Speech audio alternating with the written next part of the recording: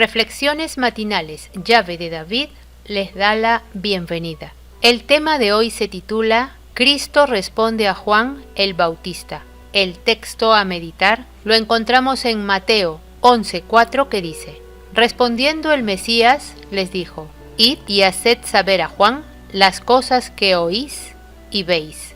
Juan, recluido en la cárcel, al oír los hechos del Mesías, envió a 2 de sus discípulos para preguntarle: ¿Eres tú aquel que había de venir, o esperaremos a otro?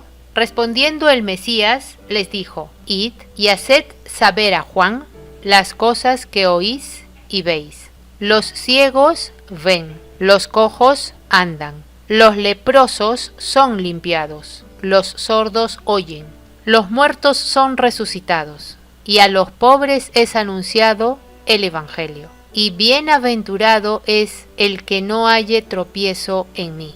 Había algunas cosas que Juan no entendía: la verdadera naturaleza del reino mesiánico y por qué razón el Mesías no hacía nada para liberarlo de la cárcel.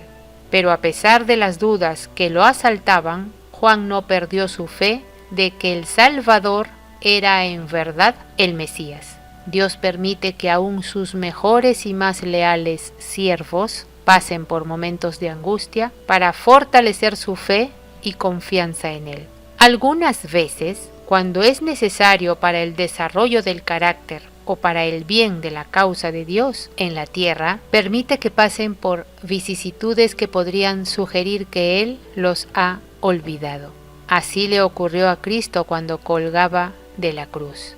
Así le sucedió a Job. Hasta Elías, prototipo de Juan el Bautista, pasó por momentos de desánimo. Todo esto ayuda a entender fácilmente que el episodio de Juan en la cárcel durante 1 año aproximadamente fue permitido por la misericordiosa providencia de Dios para animar a muchos miles que en siglos posteriores sufrirían el martirio.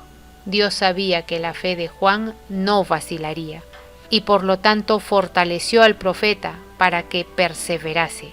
Juan permaneció firme hasta el fin, aún en la cárcel y frente a la muerte, y por esto aparece como una antorcha que ardía y alumbraba, y con su fortaleza y su paciencia ha iluminado el oscuro sendero de los mártires del Mesías a través de los siglos.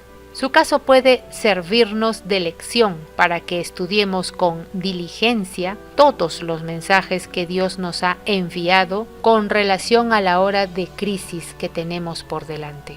Lo que el Mesías hacía y decía, sus sermones y sus milagros, no eran exactamente lo que Juan había esperado. Juan estaba atormentado con dudas. Quería saber si él era el Mesías que debían esperar. El método que el Mesías usó para responder la pregunta presentada por los 2 mensajeros es digno de notarse que la suprema evidencia que el Mesías presentó de su divinidad fue la perfecta adaptación de su ministerio a las necesidades de la sufriente y perdida humanidad. Asimismo presentó la prueba y dejó que los discípulos de Juan sacaran sus propias conclusiones. La respuesta del Mesías satisfizo las inquietudes de Juan y de sus discípulos. Todas las dudas fueron puestas a un lado, aunque pudiera verse aspectos del reino del Mesías que no fueran totalmente comprendidos. En la respuesta del Mesías se hallaba implícita la explicación de que no había venido a destruir a los pecadores, sino a restaurarlos física, mental y espiritualmente. Había venido para que tuvieran vida y que la tengan en abundancia. No hay mejores testigos que los que ven personalmente. El Mesías hizo que estos mensajeros fueran testigos oculares de la obra que estaba haciendo en favor del cuerpo y del alma de la gente. Por otro lado, el Mesías reprende amorosa y suavemente bajo la grata forma de una bendición, pero con palabras cuyo significado sería claro para Juan y los discípulos que le llevarían el mensaje. Era todo el mensaje personal que el Mesías tenía para enviarle al profeta encarcelado. Fue la respuesta del Mesías al anhelo implícito de Juan de recibir una palabra personal de consuelo y alegría. Así nosotros encontramos en el Mesías la respuesta de consuelo cuando nos embarga la duda, el temor y la angustia. Apreciados oyentes, que Yahweh nos bendiga.